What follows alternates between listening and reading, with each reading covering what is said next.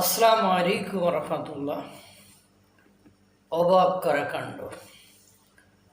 জামালপুরে থানা মবকে বলেছে বা থানা থেকে অর্ডার দিয়েছে এক সনাতন ধর্মের অথবা হিন্দু লোকের দোকানঘর দখল করে নেওয়ার। এজন্য দেখলাম ওখানে শত শত লোক ওই সংখ্যালঘু সনাতনীর দোকানঘর ভেঙে ছুঁড়ে সেটা দখল করছে।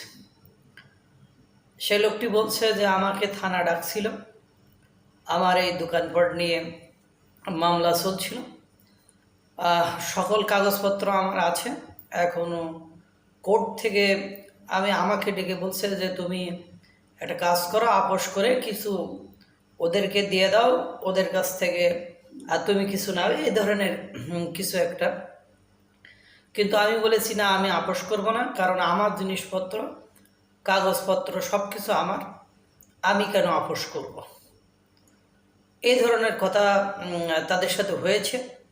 হওয়ার পরে থানা বিরোধী পক্ষ তাদেরকে হয়তোবা অর্ডার দিয়েছে, আদেশ দিয়েছে যে দোকানপাটগুলো দখল করে নিতে। তারপরে ওরা এসে তালা ভেঙে দোকানপাট দখল করে নিয়েছে। আমার কথা হলো, আইন চলবে আইনের ধাঁচে, আইন চলবে আইনের স্টাইলে। আইন কেন এরকম আপোষের কথা বলবে? যদি কাগজপত্র তাদের কাছে থাকে বা তার থাকে, কোর্ট যে রায় দেবে ওই রায়টাকে অ্যাপ্লাই করার জন্য প্রশাসন কাজ করবে। কিন্তু সেখানে প্রশাসন তাকে ডেকে তাকে আপোষ করতে বলল। যখন সে বলল যে আমার কাছে সব কাগজপত্র আছে, আমারই তো জিনিস, আমি কেন আপোষ করে তাদের আমার জিনিস দিব, তখন প্রশাসন অর্থাৎ পুলিশ কিভাবে অর্ডার দেয়, থানা থেকে কিভাবে আদেশ দেওয়া হয় যে তার দোকানপাট ভেঙে, দোকানঘর ভেঙে সেগুলো দখল করে নাও, এটা কোনোভাবেই কাম্য নয়। সেটা একজন মুসলমান হলেও তার ঘর বাড়ি দখল করাও যেমন কারোর অধিকার নাই, তেমন একজন হিন্দু বা সনাতনী হলেও তার দোকানঘর এভাবে দখল করার কোনো অধিকার নাই। এখন সত্য কোনটা সেটা আমরা জানি না।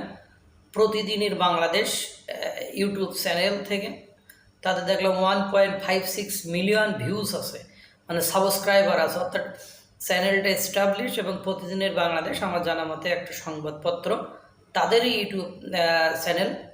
সেই চ্যানেলের এই নিউজটা আমি দেখেছি, এই জন্য আপনাদেরকে জানালাম। আমার কাছে নিতান্ত বিষয়টি খুব বেশি পজিটিভ, খুব বেশি আদৌ সেটা আমার কাছে যৌক্তিকতা বলে মনে হয়নি। আল্লাহ তাআলা সকলকে সকল অন্যায় অপকর্ম থেকে দূরে রাখুক, ভালো রাখুক, সুস্থ রাখুক। আসসালামু আলাইকুম ওয়া রাহমাতুল্লাহ।